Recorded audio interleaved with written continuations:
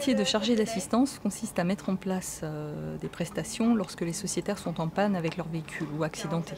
Donc toutes les prestations de remorquage pour leur venir en aide, mais également de véhicules de remplacement et puis de taxi s'il y a besoin de taxi pour retourner au garage par exemple rechercher leur véhicule réparé.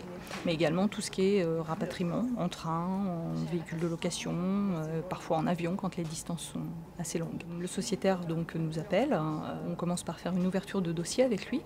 On prend en général l'immatriculation de son véhicule pour nous permettre d'accéder à toutes les informations qui nous sont rapatriées en fait directement par la base de données de l'assurance. Ensuite on complète tout le dossier, donc on vérifie toutes les coordonnées, l'adresse du sociétaire, mais également on prend son lieu de panne exact, s'il était parti en séjour ou s'il était sur le retour pour rentrer chez lui.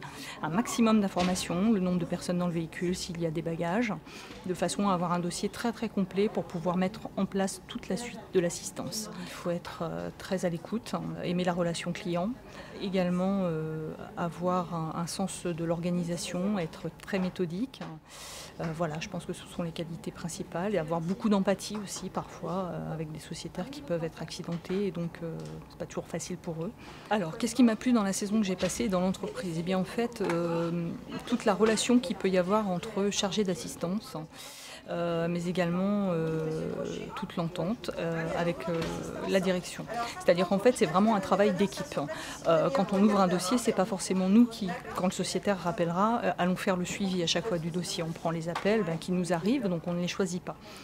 Ce qui fait qu'on est obligé de travailler énormément en équipe et en relation. Parfois, il peut y avoir des dossiers un petit peu compliqués, et bien on va rappeler le chargé d'assistance qui était passé sur le dossier avant, ou on va aller le voir s'il est proche de nous.